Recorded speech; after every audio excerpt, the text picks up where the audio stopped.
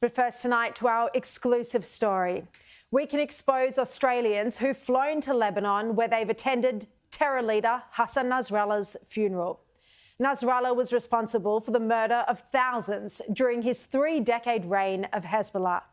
He was finally killed in his bunker by Israel in September last year.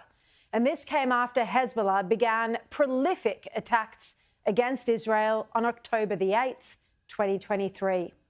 Now, all political leaders, from the Prime Minister to the opposition leader, have been pretty clear that Hezbollah is a terror organisation and its leader is not someone any Australian should mourn. Well, there's no place for mourning a terrorist leader. And we're very concerned about some of the terrorist symbols. It's completely unacceptable. They're a terrorist organisation. They organise terrorist attacks.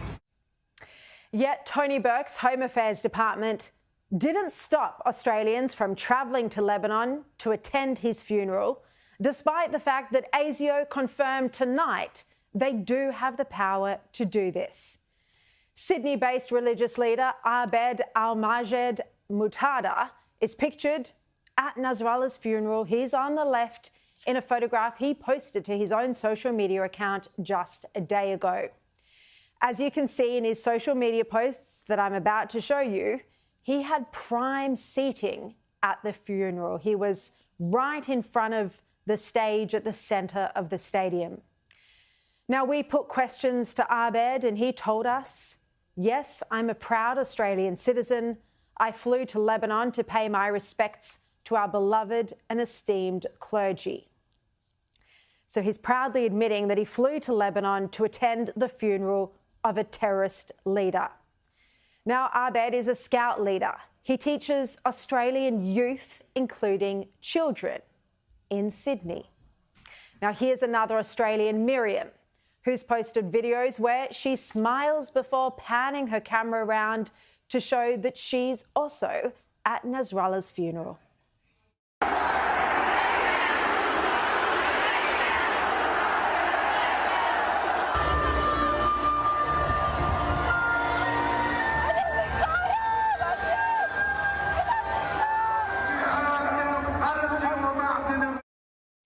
Miriam also posted this video with the caption, "4 Israeli jets flew above us twice."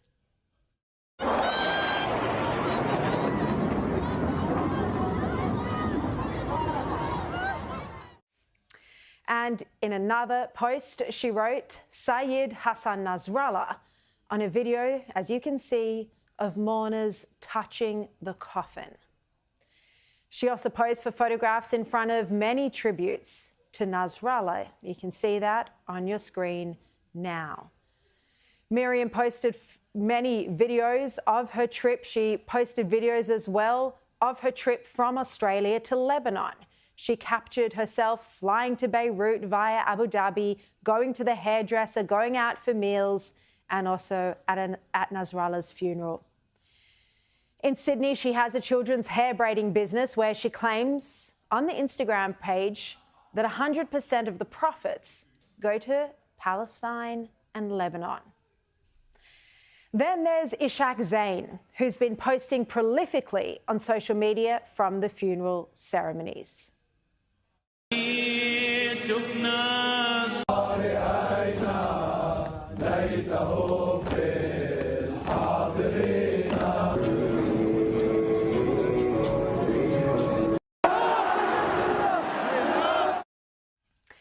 He also posted a picture with a group of men that he says are the Aussie contingent. You can see that there. He says Aussie crew.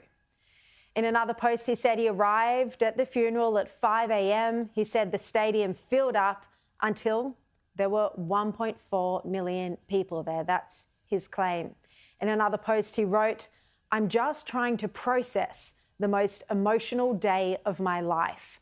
I can't even put into words what I experienced today, crying in the arms of brothers before even knowing their names." He said, "I'm glad I was granted the opportunity to be in the presence of history and take it all in."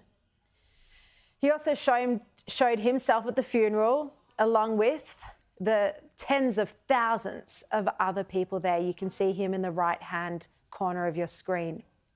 And then of Nasrallah, the terror leader, he said, "A giant of a man in a coffin. Didn't think I'd see the day, nor did it feel real." In another post, he filmed the destruction from the war and said, "Their day will come, God willing." Their day will come, God willing. Now, one of the other Australians with him has also posted a lot of content, a lot of videos from Hassan Nasrallah's funeral and many from Lebanon over the past couple of years. But then I had a look at his social media archives and I saw that there were videos taken from Dover Heights Park in Sydney. And Dover Heights is a predominantly Jewish area. You can see those videos on your screen. It was quite chilling to see that, and those videos were taken in May 2024. And you just wonder what someone who supports a terrorist organisation like this person does was doing in Dover Heights Park. Then here's another Australian, Hassan Nasrallah. He says on his social media that he lives in Sydney, Australia. And he's posted footage from the Palestinian protests at Hyde Park. That photograph you're looking at was on October the 29th, 2023, by the way, just a couple of weeks after October the 7th. Here he is at another pro-Palestinian protest. He's holding a toddler in his arms. Then he shared this photograph of himself at Nasrallah's funeral, wearing a scarf with the terror leader's face on it. He also posted countless videos.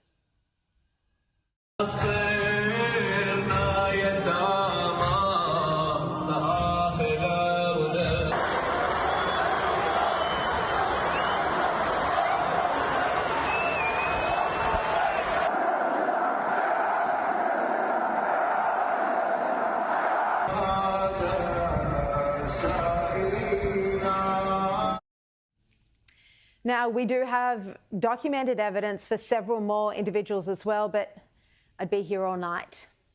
Now, let's go through this very carefully. Hezbollah is a proscribed terror organisation, and support for a terrorist organisation is banned in Australia.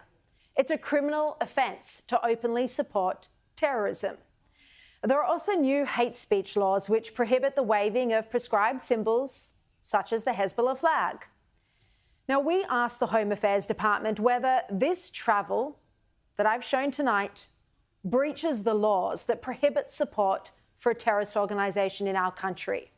We also asked Home Affairs whether they knew that these individuals were flying to Lebanon, seemingly with the explicit purpose of attending the funeral, and if so, why were they allowed to leave the country?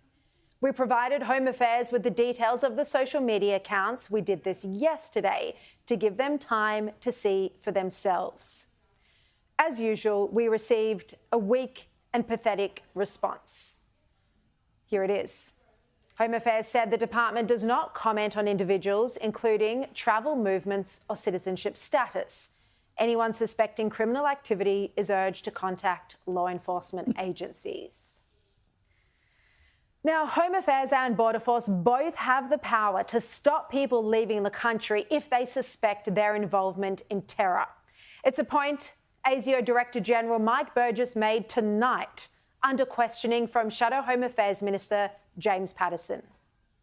We do have the ability to do security assessments which would result in seeking the request for an individual's passport to be temporarily cancelled so they could not travel. The fact that an organisation is listed is sending a message to society that's a listed terrorist organisation, and actually there are criminal penalties for engaging with or being a member of such group.